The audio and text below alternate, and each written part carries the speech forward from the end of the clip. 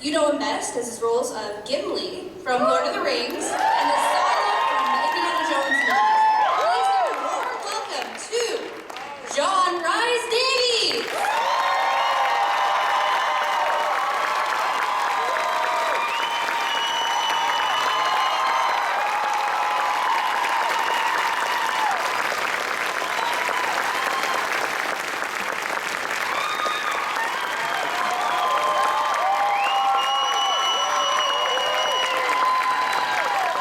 That's a wonderful welcome. I thank you very, very much. Yes, it's lovely to be back in Phoenix and to be, melting quietly. But yes, I'm delighted to be here. There's an awful lot of you in there. Have you nothing better to do in the afternoons? So, I suppose this is meant to be a panel, isn't it? You're meant to be asking me questions and things like that. But, before we start, let me bore you all with my latest semi-comprehension of important things. Right. Why are young people screwed up?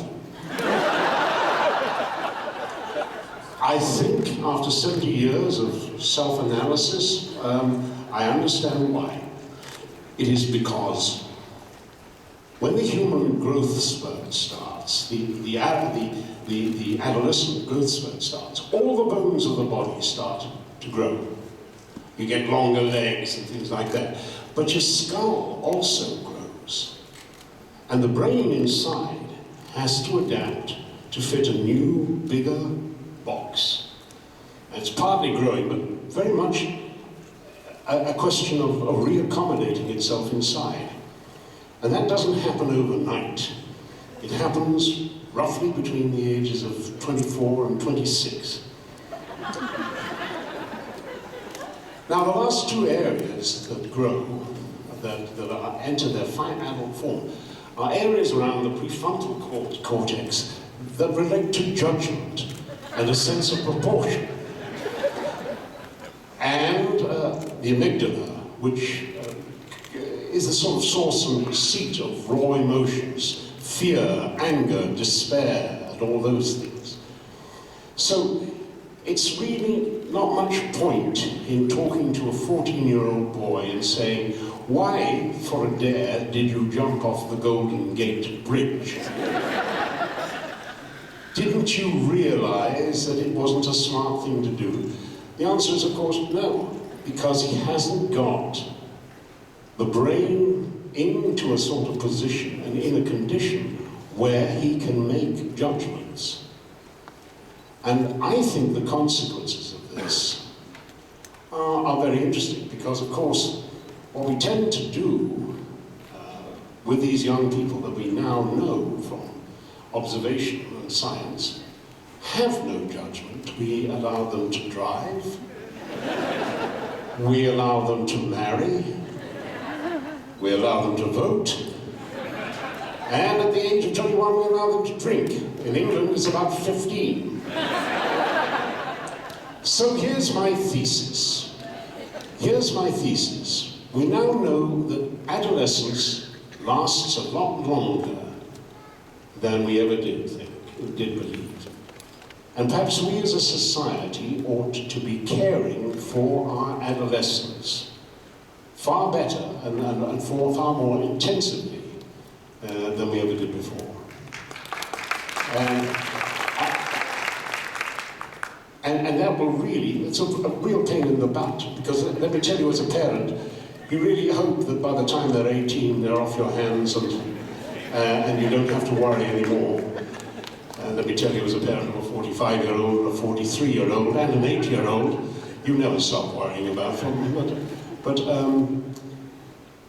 if those of you who are 26 plus or 30, just look back now on the daft things that you were doing a few years ago.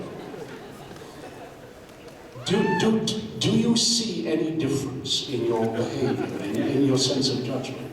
Because it isn't a question of well, of course I'm very mature for my years or anything like that. It is quite simply the brain isn't ready yet. And if we believe that, and I think the evidence is there, though I'm perfectly prepared to change my opinions with new facts for medical people there, we really ought to be looking at things, the way we do things differently. Because there's far too many child suicides, depression, and things like that. And just to throw in one other thing, the cannabis debate. When I was at university, we all believed the wacky tobacco did you no harm at all. Mind you, the wacky tobacco that we smoked was 30th or 40th of the strength of what's available to you guys. Now, if you think of that cascade, that sequential cascade of chemical reactions that's taking place within each cell as it adapts to this, as it basically shifts the brain around inside the new box, the last thing that you would want to be doing would be to add psychotropic drugs, or cannabinoids, into those equations. I think the consequence of what we know about the way the brain develops means that we really have to be far more cautious about letting young people experience drugs. If I suddenly decided that wacky tobacco was a new way of life for me now, you could measure the drop in my intelligence, and it would only be about 1 or 2 IQ points. And when I gave up, it would bounce back. Because I'm an old man, I'm well over the age of 30.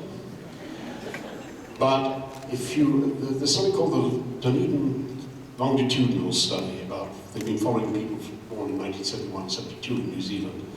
And the consequences of early drug use are really horrifying.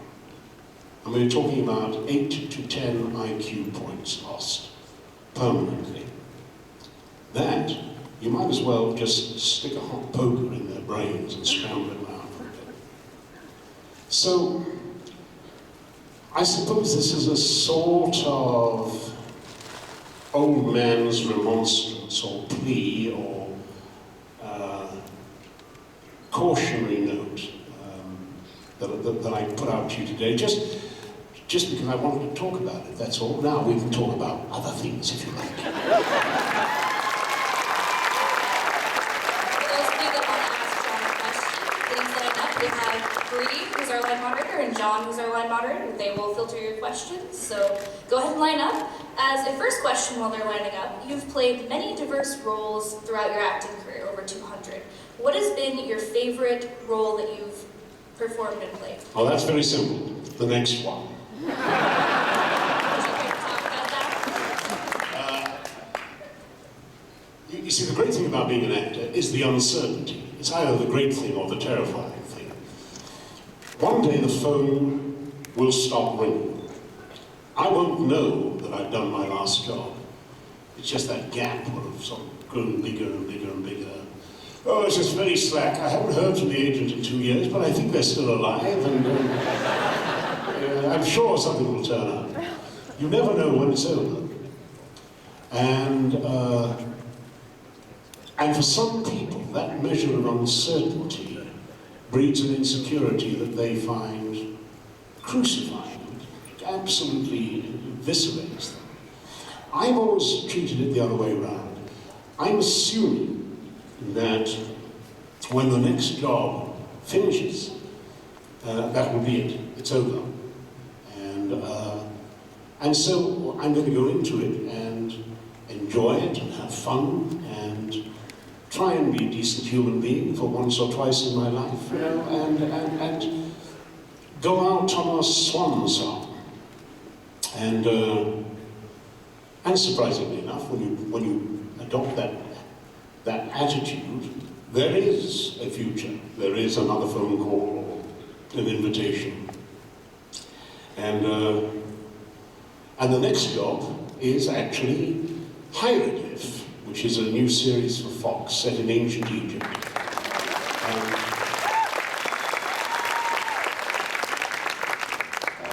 Which is a mixed blessing because we were meant to be in production now and they put it off till September, which screws up the chance of playing St. Peter, the that I carefully lined up for the end of the year, and may actually prevent me from doing the part of a lifetime, which is a miniseries set in Malta on the siege of Malta in 1569, 1570, which is one of the great turning points of history.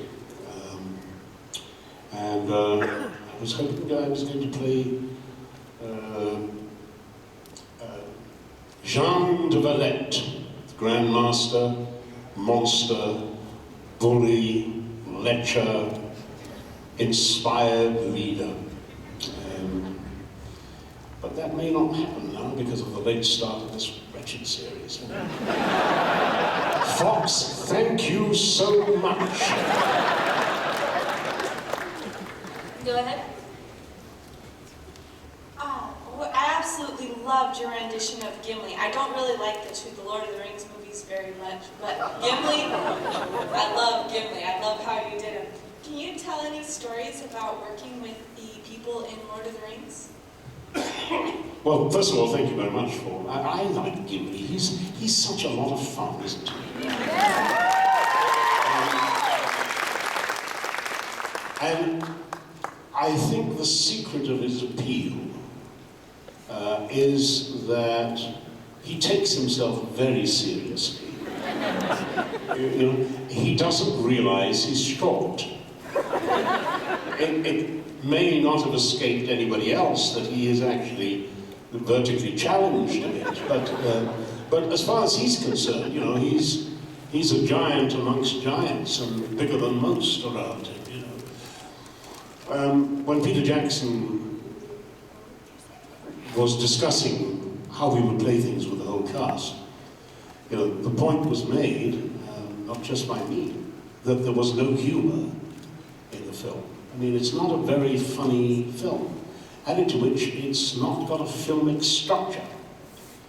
You know, I mean, if you want to paraphrase of really what Lord of the Rings is about, you know, is things are good and then something bad happens and then, you know, something a bit worse happens and then actually things get quite grim. And you know, and then there's a bit of a fight. And then things get worse and there's a skirmish followed not long after by a really nasty battle. And then, and, you know, it's sort of, the mood sort of just goes down. Well, you can't make a film quite like that. And one of the things that we decided we would do with Gimli was to make him, as it were, the lightning rod for the tension. You know, when things were getting immensely tense, you know, there would be this, this small, belligerent, bloody-minded, egotistical, paranoid, little fellow this high, making his observations about the world.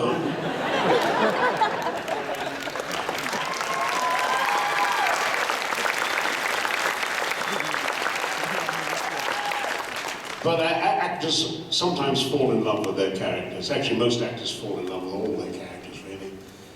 But I'm very fond of Gimli. I think yes, I think he would be up there among my favourite characters.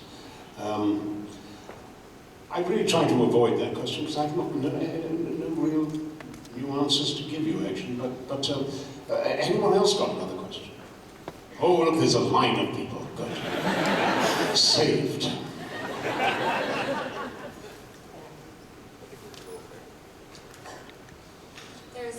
There's no one lined up on this side, so you can go ahead. Oh, I see. That's the way they get you. Hi. Handicapped.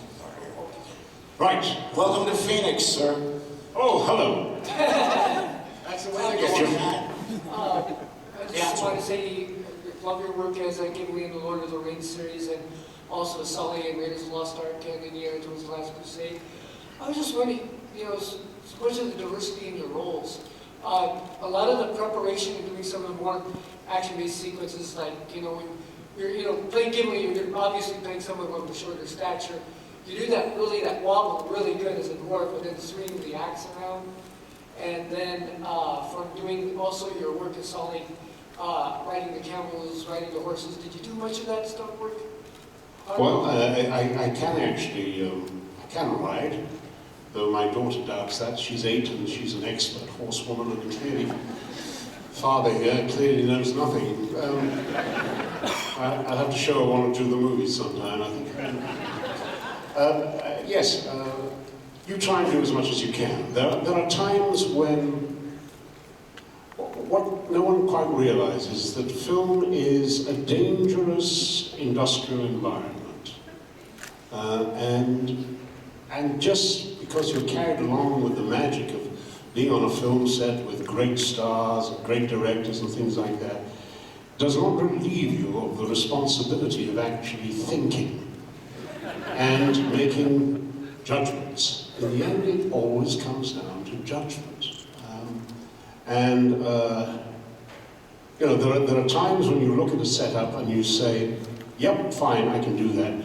The risk is minimal, and you've calculated the odds and you've gone through all the props and things like that you need. You know there's not going to be a major dog doing it.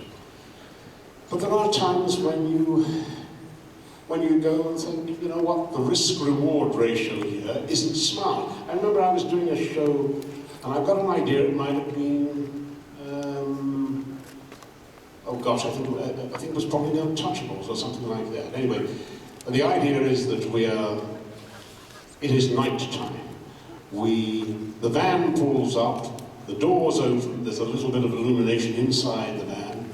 We jump out, we spin, and we run towards the house, and just about the time we get to the fence of the house blows up. So we're doing this in little bits and pieces. So we've done the jump out a few times, we've done the close-ups and this sort of thing, and now it's time for the master shot with the house blowing up. At which point I say, I tell you what, this is time for the stuntman. And there's a young director there, and he said, why? And I said, well, look, I tell you what, I had a plane crash in 1985, and I've been jumping out of this van now for the last half hour, and this broken leg here is aching me. Besides which, this is going to be seen on a 20-inch television set, or a 22-inch television set.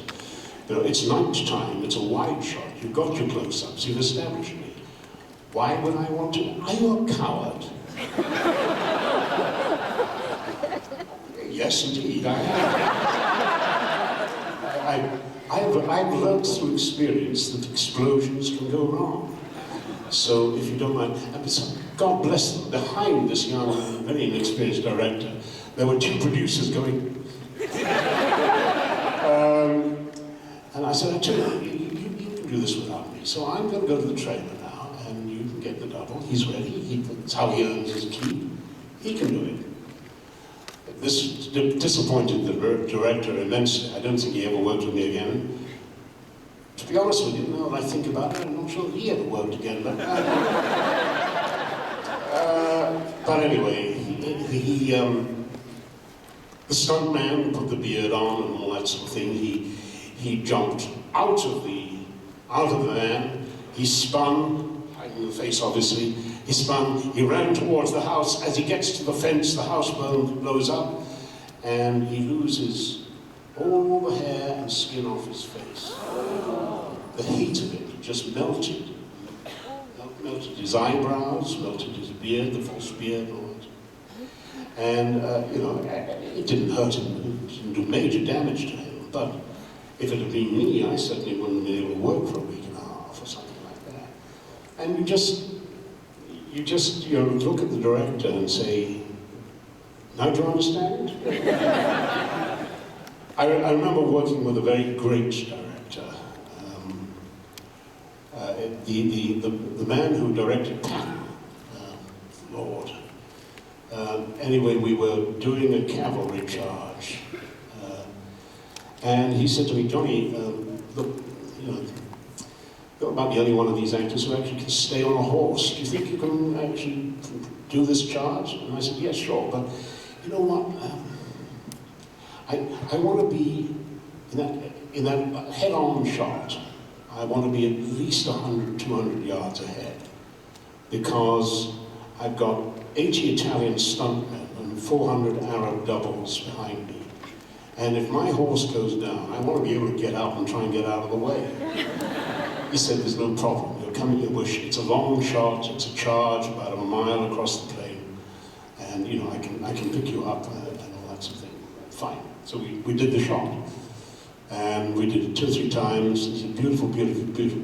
Now, Johnny, I need to do a sign-on shot. And so you can only be about 25 yards ahead.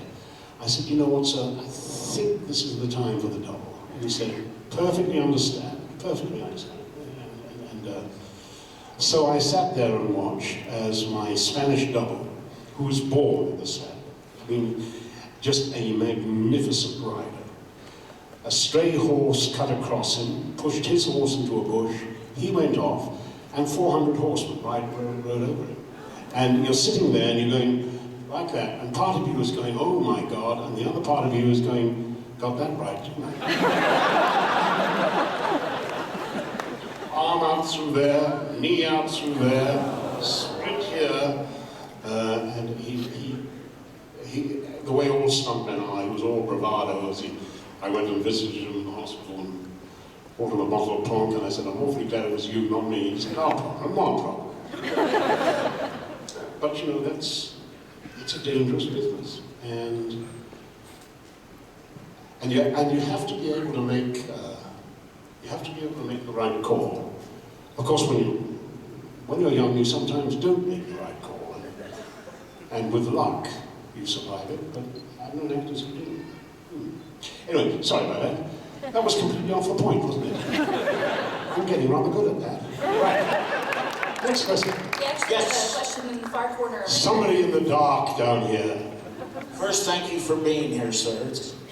Thank you, and thank you, Mummy. Yes. Were you even approached to be in Indiana Jones and the Kingdom of the Crystal Skull? Yes, I was actually. The request went out for me to. They were going to send. I was working in Hungary at the time. They were going to send a second unit director out and green screen it. I'm sure you're all film buffs enough to know about green screen. And the idea was, I came in, I sat down in a chair, I smiled, and I clapped. And they were going to cut that into the wedding sequence. I thought, you know what, that's very sweet to be remembered, but I think the character of Salah is worth a bit more than that. You know,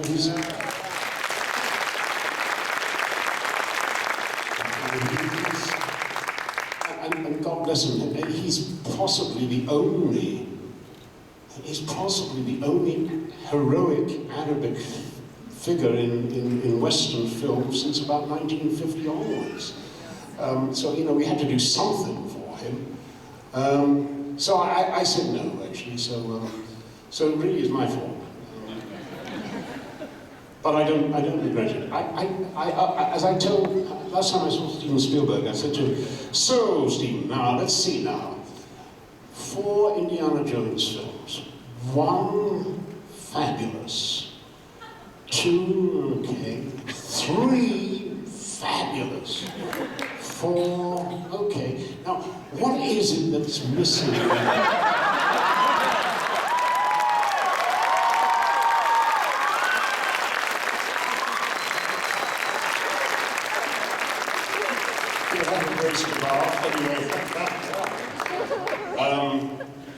What a director, what a stunning director.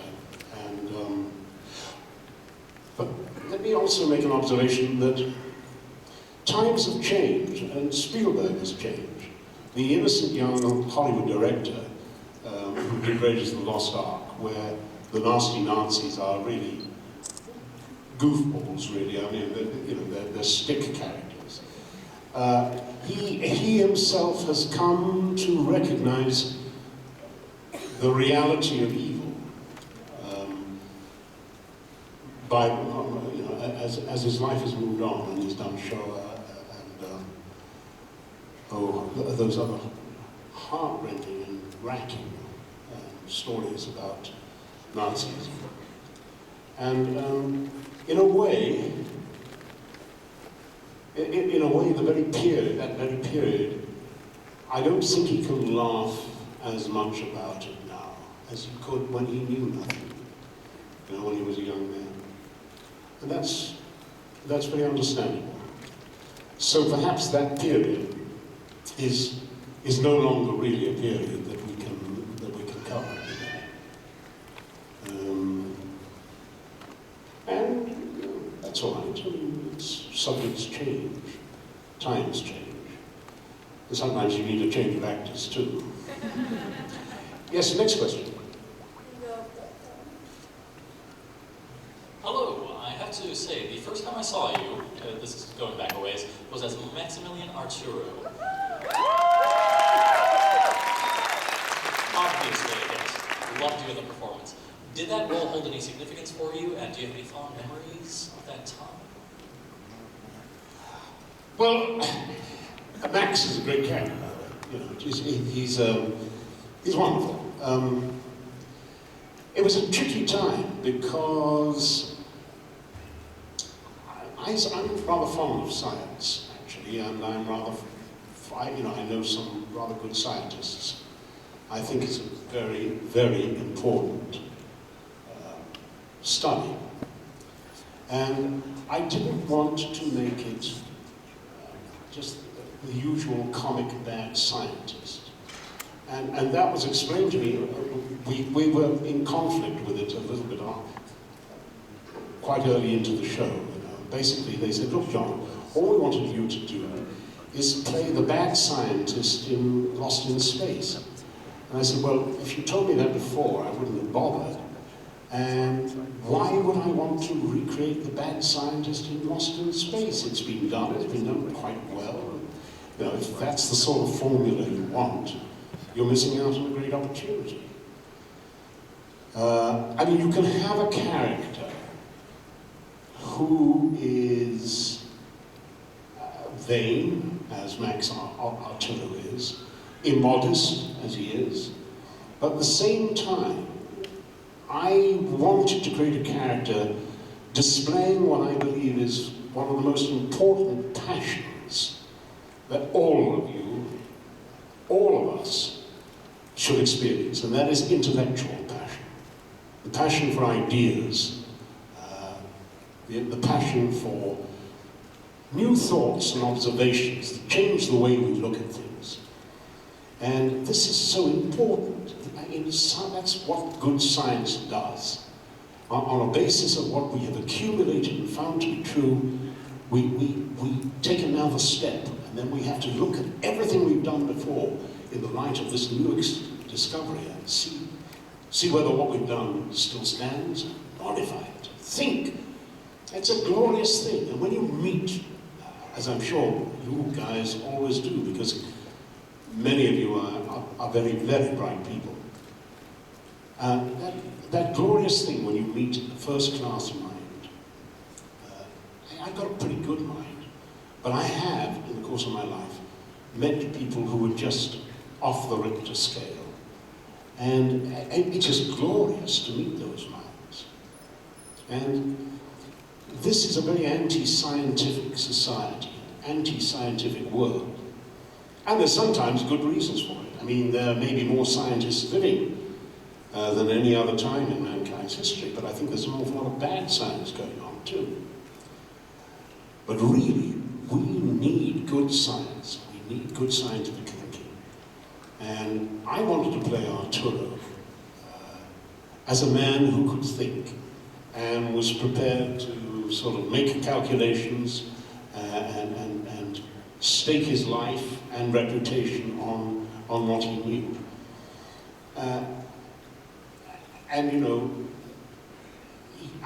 For instance, there was an episode where we were suddenly living in a world where magic worked, where the young hero actually actually dies and comes back to life through magic.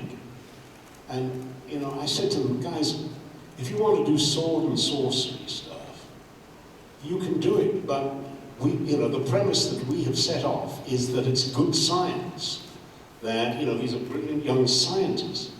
And more than that, if you kill somebody and then bring him back to life through magic, you can never again imperil people. You can't really have the level of suspense that you had before.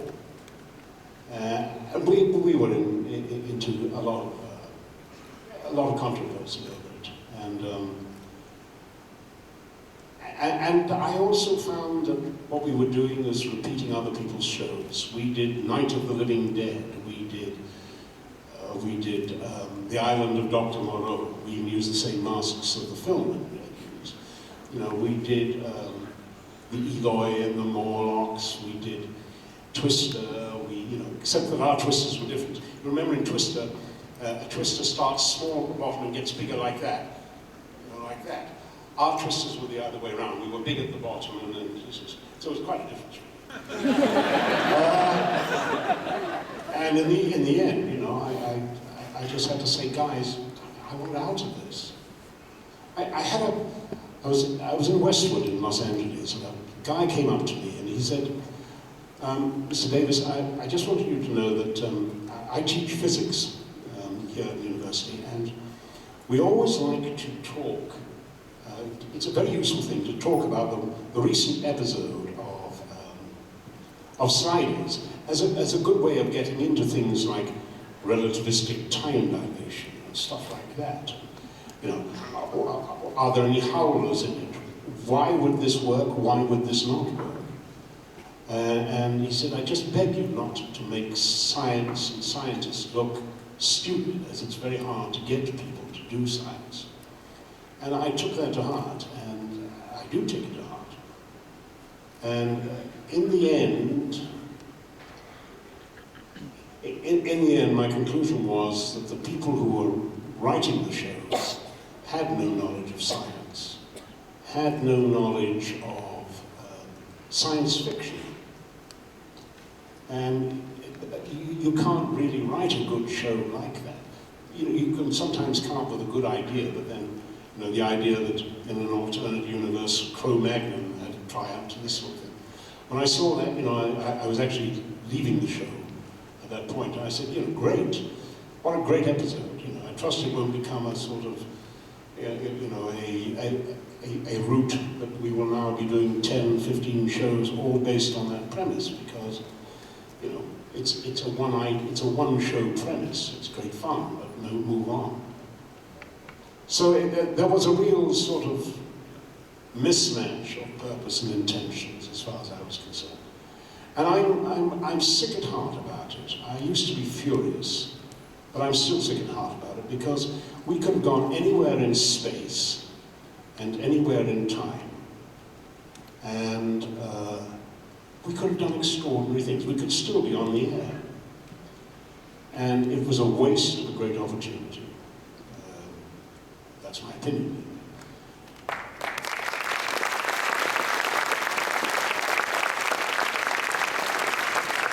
I say, are you guys at the back able to hear anything I say?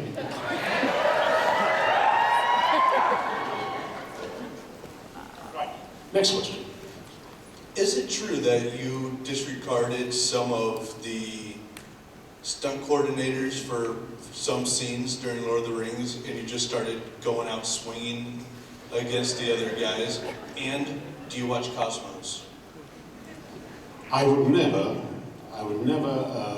disobey a stunt coordinator.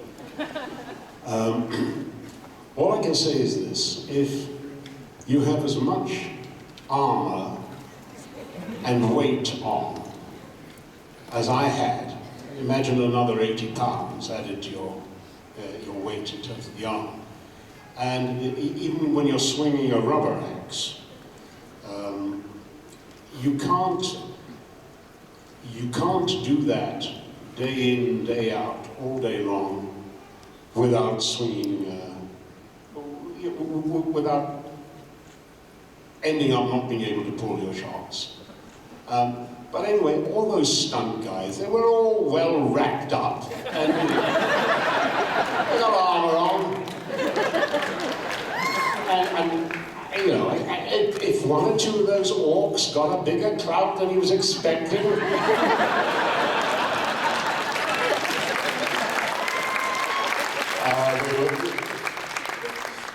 they always like to talk about their bruises, but the buggers loved it really, you know. So what? Cosmos? The only Cosmos I know was Carl Sagan's.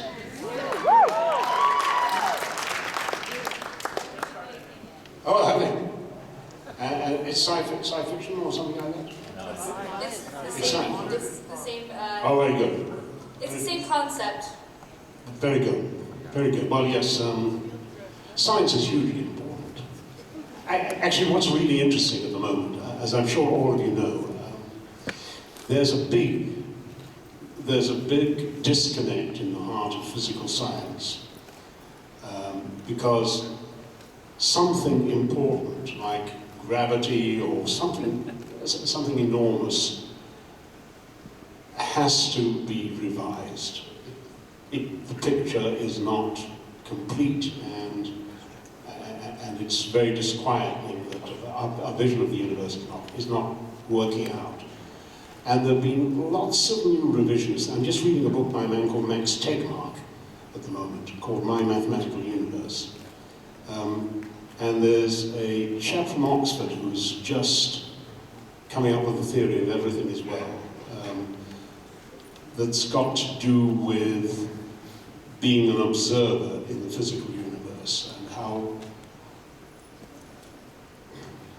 how in a way you have to have an observer for anything to be observed.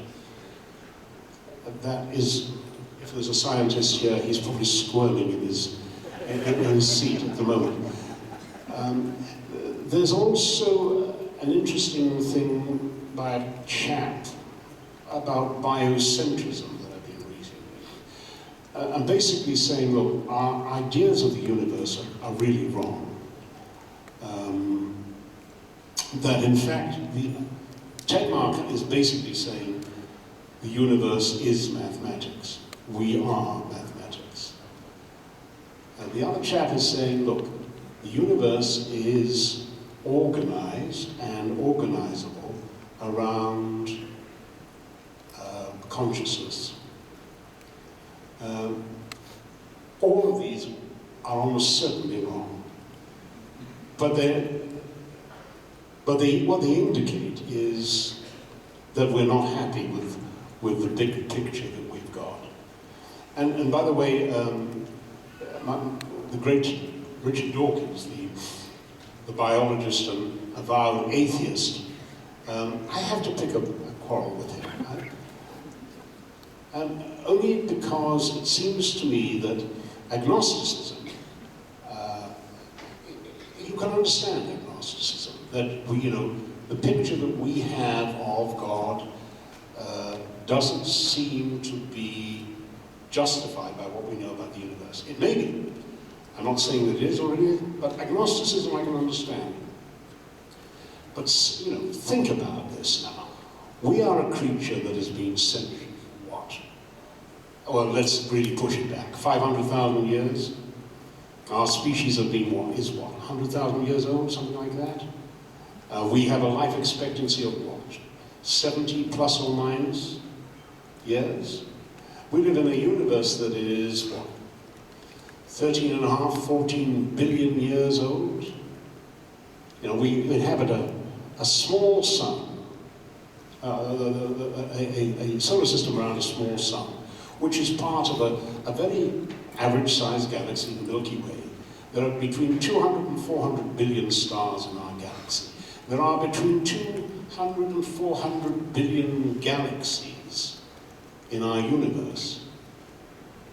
And if you believe the alternate universe thing, which may in fact does seem to be favored at the moment, then there are an almost infinite number of alternate universes. The number I saw about 2 years ago in New Scientist, 3 years ago in New Scientist, was 10 to the 500th power. That is a number that's bigger than all the atoms in our universe. The new number, I'm told, is 10 to the 1000th power to the 10,000th power. Now, any of you who've done any quantum physics or anything like that know that if you've got enough space and enough time, from the quantum froth there will emerge an entire Volkswagen bus, which will come into existence and probably vanish in a blink of a very fast eyelid. There are anomalies called Boltzmann brains. Boltzmann was a physicist who said, look, if this could happen, then entire intelligences could emerge and disappear. But if somehow they could establish themselves or stabilize themselves, you might have a superintelligence that just came out of quantum froth, if you like. The problem with that is that given enough space and enough time, there should be a hell of a lot of them. There may be superintelligence out there. There's not a great deal of evidence of it around here, is there? So all I'm saying is that, and the other thing is, no, the universe that we know, we only see 20% of it. You know, the rest we infer is there, dark matter and dark energy. You know, we inhabit a four-dimensional universe. That's what we understand, 4 dimensions.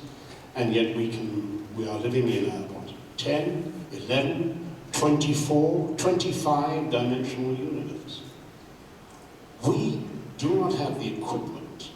We cannot see and understand enough to see enough of a big picture to be able to declare flatly there is no God. It's an absurdity, I would contend. I understand the reason for wanting to say it. I understand that, you know, that you can say, look, you do not need the intervention of God. If you go back to the Big Bang, you know, we have now unraveled the sequence of steps that happened to get all the way to where we are now. But that's the explanation of a mechanism. I think it's hubristic for us as a species to stand up and say, on the basis of my 70 years on the planet and 12,000 years of sort of semi-civilization, and you know, we've been around now for 50,000 years, we can say quite confidently there is no God. To me, that is fatuous, but I am open to be persuaded otherwise.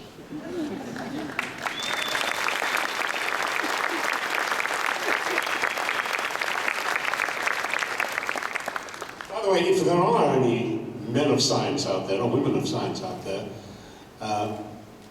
who would like to flatly contradict me on any premise that I have used in any of these statements, please shoot me down. I am more than happy to learn. And sometimes I get things wrong. Why don't I just put it the other way around? Sometimes I get things right, but not often. 2 quick questions. First, I know that you're one of the tallest cast members in Lord of the Rings. Was it unusual, or did it influence your performance in playing one of the shortest characters? And would you be able to tell us about some of the pranks that you've been a part of or victim of on set throughout your career? Ever since I played Gimli the dwarf, my career has changed utterly. I keep only getting offered the part of dwarves in rather strange pictures. It's a little known fact that we dwarves are, well, as they say, here's to women who go swimming with wee hairy women. Dwarves that go swimming with wee hairy women. I have to tell you that the chance of playing a dwarf is so unlikely in a man's life that he should seize the opportunity to find the inner dwarf. And I love my inner dwarf, and but that said, when the chance came to be in The Hobbit, I thought I had been one of one, why would I want to be one of 13? And I do believe that Peter Jackson himself is on record as having said that, having worked with 13 dwarves, he certainly sees why Walt Disney settled for 7.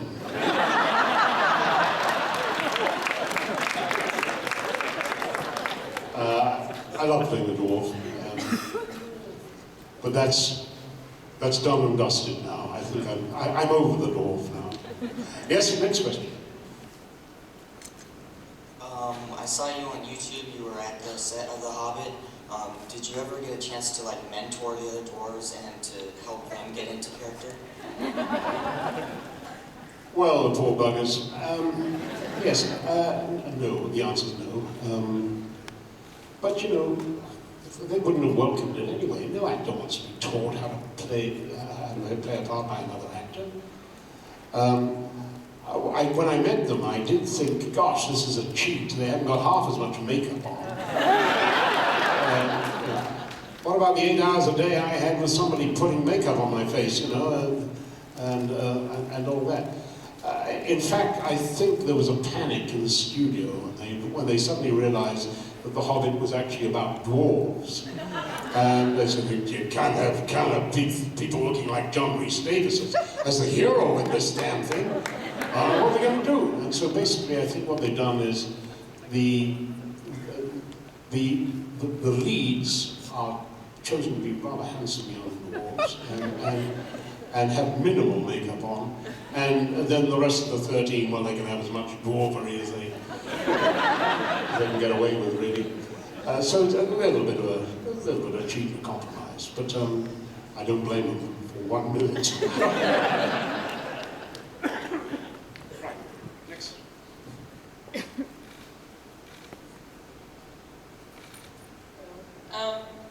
First of all, I wanted to say Sala is one of my favorite characters, just ever. Created this warm, lovable, but also heroic person, and it makes me want to hug you. Well, afterwards, dear, afterwards. My actual question was, what was your best and worst days working as Sala? Sala is a great character. He has courage, nobility, loyalty. Yes, he's a good sidekick in his own way. And one of the things that I regret in not having had the chance to do later on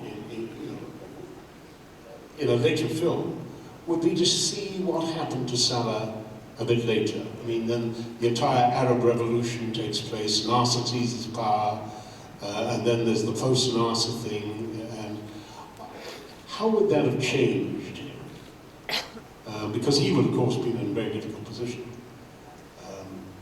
And Egyptian archaeology has been benighted by, oh gosh, I've got to be very careful here not to say. Anyway, there's a very celebrated Egyptian in the antiquities department. No, I won't give you his name. Anyway, he's a little shit, basically. And if anybody wants to do any archaeology there, it has to go through him.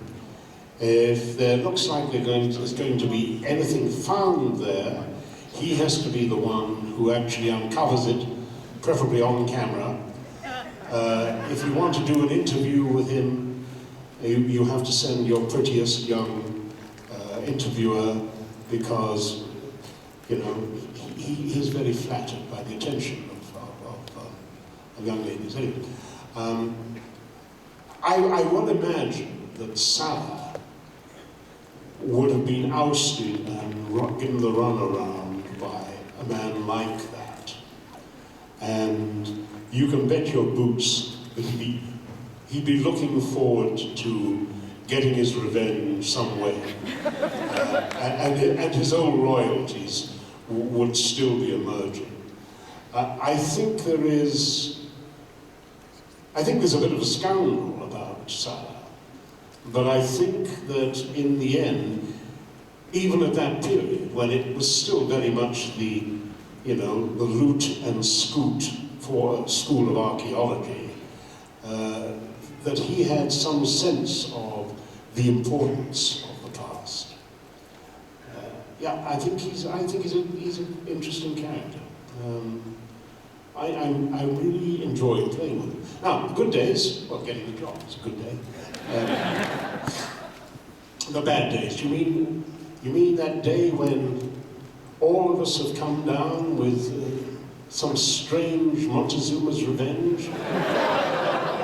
Or the revenge of the Black Pharaoh, I suppose, or something like that. Anyway, yes, and there was that terrible time when Stephen, in a bit of the film, I think you may now be able to see in the behind the scenes of Raiders of the Lost Ark, where it's a sequence where I'm going to be shot, having been caught. It's cut out of the film because it's irrelevant. And Stephen said, John, I'm really sick. You've heard of tunnel vision. It actually does happen. You have no peripheral vision at all. And the whole world is sort of like that. And you can see words coming down this sort of spiral tube to you. And you understand some of them, but not many of them. You have a temperature, your guts are hurting, everything's going on. You're throwing up and all that sort of thing. And Stephen was saying, John, I want you to bend down and give him a better camera angle, a better angle to look at. And as I do this, I fill my jalaba in front of 300 people. And I don't care. I am too far gone. My next memory is I'm waking up in this room. I have a temperature of 105 or something like that. I am dying. I am dying. I don't want to be too explicit here, but you asked. This is the glamour of filming. I'm lying in this bed in which I both vomited and excreted. And I am dying. I have dysentery or cholera or something like that. I don't know what it is. And there's a knock at the door. And our little Australian doctor lady comes in. She lets herself in. And she comes in and she goes, "Oh, Christ, John, I see you've got it too. Can I use your toilet?"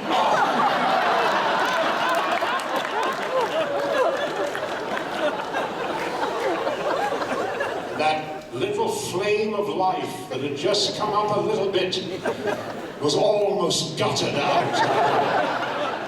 Yeah, if the doctor's ill as well, that's as though it's over. I grew up in Africa. I used to have a pretty cast iron gut. But I have to tell you, I've never before or since experienced anything quite as catastrophic as that. But anyway, that's the glamour of filmmaking. Showing a really bad last question. I apologize for answering it so unnecessarily fully. Yes, next question. I'm really grateful that you're here because I've loved you all my life. So my question is, what is something that you've loved more than anything else that maybe nobody or relatively nobody knows about? You mean apart from my daughter? Apart Let me tell you, children, the smartest thing we ever do is make babies. It is the best thing we could ever do. And the sad thing about it is that when we're young, we're out to conquer the world, we're out to make a name for ourselves, earn money and this sort of thing. And for men in particular, and I know there are a lot of servicemen around here, and a lot of guys who have to live away from home. We go away from home to earn the crust, and we miss out on those day-to-day developments that just mark you know, the transformation from a completely defenseless baby to being a viable adult. And I really regret that. I think if I was going to change the world, I would have everyone's, how can I put this euphemistically and delicately and not offend the children in the audience as well? I would conserve the reproductive sources of the young and put them in a jam jar somewhere so they could use them when they're a lot older.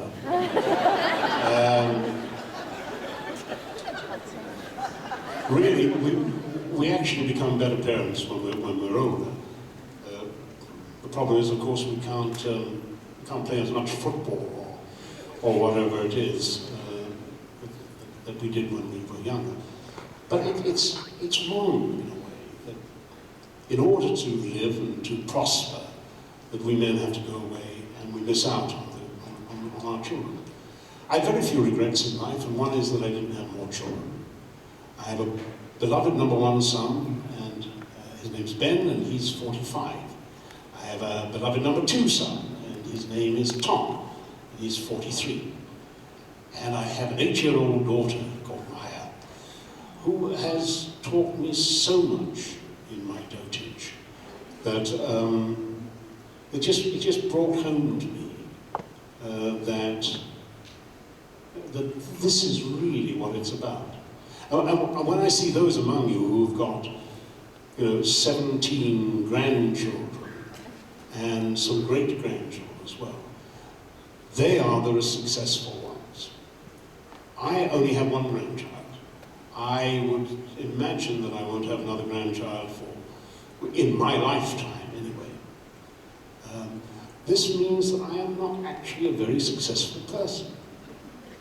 And in the end, I'm afraid it is that biological reductionism that matters.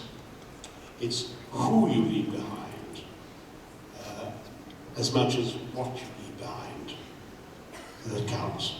Something like that. We have time for one quick question. We're under 3 minutes left. Sorry. Hello. What's your name? I'm Tori. Very good. I loved you as Gimli in The Lord of the Rings, and I just wanted to know who won the battle between you and Legolas?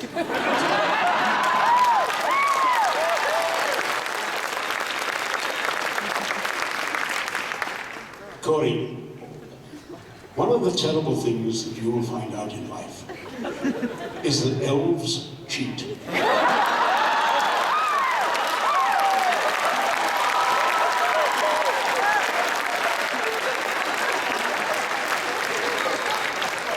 And Corey, here's another thing to put in your memory for 15 years from now, 20 years from now. Never fall in love with a man who is prettier than you.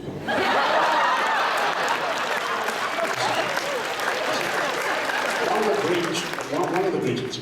Well, you see, the truth of the matter is, I don't want to boast about it, but we dwarves are an exceptional people. Now, it's true we cannot walk on snow without leaving a mark. That just tells you that they're light in their loafers. And anyone can go.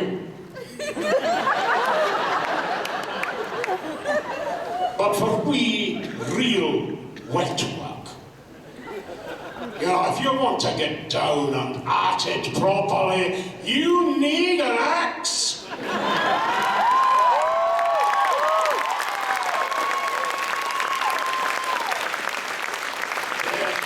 It's all right standing at a distance and shooting poor innocent hawks and things like that. When you get up to them and see their big, ugly, smelly carcasses, I like to hack them behind the knees so they go down. And then I scramble the brains of them. Yes. So what you're saying, what I'm saying to you is is never believe anything an elf tells you. They are extraordinary people, you know, they have their capacities, they even have their loyalties, they have a capacity for friendship sometimes, but you've got to be a little bit careful with anything that lives essentially forever. We dwarves have a very short lifetime, you know. I myself can only manage about, 800 or 900 years, really. You know. It's not really long enough, is it? But and poor human beings, what do they know? What do they know? What can you possibly learn in 70 plus years? Anyway, you of course are clearly elvish in extraction. That's a little elvish princess over there. Anyway, my darling, the truth of the matter is, we both did a pretty good job, you know.